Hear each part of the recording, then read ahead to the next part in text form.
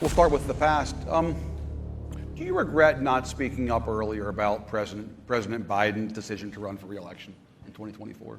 No, I didn't really know, quite frankly. Didn't know what? Let me just say what I did about Joe Biden because... Ladies and gentlemen, welcome back. So Nancy Pelosi was just caught still trying to cover up Biden's cognitive decline because she was asked, why didn't you speak up against what was happening? And she denied knowing what was going on. And that is not the only thing, because we have Kamala Harris and Hakeem Jeffries claiming that the reason why Democrats are losing is because of racism and Jim Crow. And now they're threatening to essentially expand the Supreme Court. But let us get into it, starting with this video of Nancy Pelosi being asked about Biden. Watch this. Do you regret not speaking up earlier about President Biden's decision to run for re-election in 2024?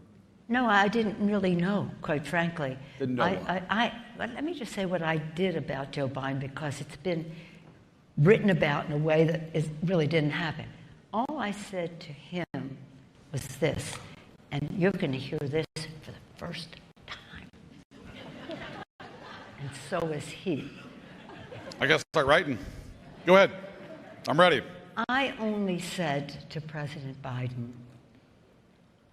I've come to question the polling that you have and how your campaign is being conducted. Yeah. I think there has to be a better campaign to win the White House. That was Nancy Pelosi claiming that she didn't know what was going on with Joe Biden in terms of Joe Biden cognitively declining. And the thing is, if anyone knew exactly what was going on with Joe Biden, it's Nancy Pelosi, Chuck Schumer, and Kamala Harris, because these guys were pretty close. Plus, Nancy Pelosi was the Speaker of the House. And what I want you to do, I want you to tell me in the comment section below, do you believe Nancy Pelosi that she didn't know what was going on with Joe Biden? And here we have a video of Nancy Pelosi claiming that she only saw Joe Biden 3 times. See, I had been Speaker, and when I was Speaker, I saw the President all the time. But when I wasn't, then I saw maybe 3 times that whole year. And so I didn't know, and I think he had his sort of ups and downs. And when when I saw him one time, he was giving me the Presidential Medal of Freedom. Right. So that was a short event, and he was Right. perfectly fine that day, I thought. And so I didn't know. But I do think that those who did know should have acted upon that information, whatever that means. His staff and his family both, you mean? Well, whoever knew. Yeah. Whoever knew. There was the staff saying the family knew, the family saying the staff knew. I don't know. But they should have acted sooner. They should have, because this was a great man. So here's the thing. Nancy Pelosi was the Speaker of the House up until 2023, when she was no longer the Speaker. Hakeem Jeffries took over. But the thing is, everyone saw that Joe Biden was declining way before 2023, when Nancy Pelosi claimed that she would see Joe Biden all the time.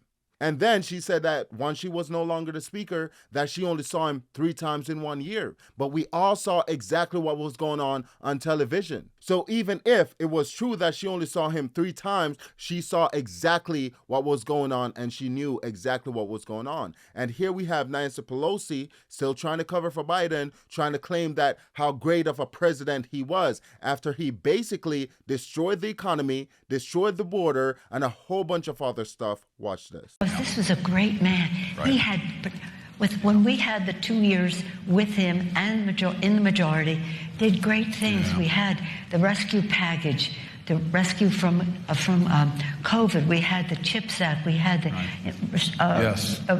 infrastructure bill. Yeah. We had the PACT Act to honor our veterans. We had IRA to save the planet. He did remarkable things. Right. People said it was a phenomenal presidency, on a par with what LBJ did, but in a short period of time.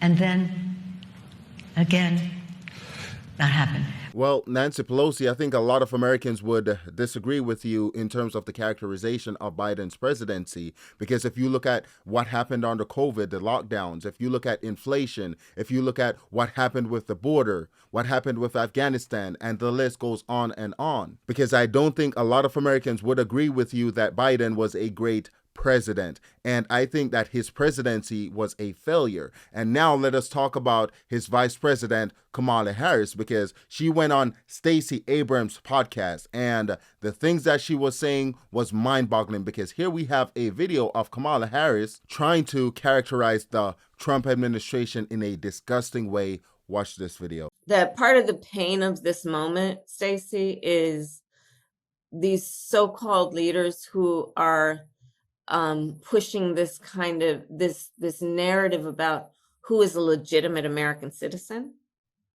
among American citizens. Yeah. This blood and soil narrative that's being pushed at the highest levels of our government to suggest that, once again, to hearken back to times when it was explicit that there was a hierarchy among Americans and who was superior and whom was inferior, all citizens. And that's what's happening right now. I know oftentimes it's a lot difficult to understand Kamala Harris when she's speaking, but what she's trying to do here, she's trying to characterize the Trump administration as being a white supremacist administration, because what she's trying to do, she's trying to make the claim that the Trump administration is grouping American citizens into different tiers, which is completely false. And I know you've been spending a lot of time in the South recently. Yeah. You've been to Tennessee and Louisiana and North Carolina. Yeah. And what I tell people when they want to understand what authoritarianism can look like in the U.S., I say, look south. We have lived under soft authoritarianism, I would say, since 1776. I just don't understand how Stacey Abrams can sit there and make those wild claims as the former vice president of the United States just sat there and nodded on, as if Stacey Abrams is making a groundbreaking speech. And here we have Kamala Harris doubling down on that narrative by claiming that the recent Supreme Court ruling on gerrymandering that states they cannot gerrymander solely based on race, she's claiming that that move is racist and that is Jim Crow. Watch this. And now we're obviously in a place where, especially the Calais decision being the most recent example, where they are not only rolling back these rights, they have essentially, with the Calais decision, backdoored racism through an argument about politics and have essentially reinstated a Jim Crow system in America. Just so I understand exactly what is going on here,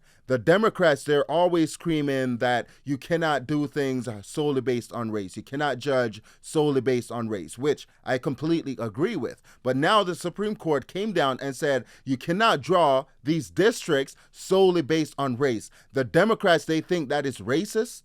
They think that is racism. And here we have Hakeem Jeffries as well doubling down on this same narrative. Watch this. The Trump administration and that Republicans have adopted voter suppression as an electoral strategy.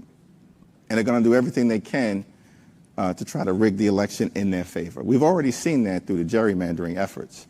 And then the Supreme Court aided and abetted the MAGA extremists by unleashing Jim Crow-like tactics in the South. And, we've seen that now in Tennessee and in Louisiana and in Alabama.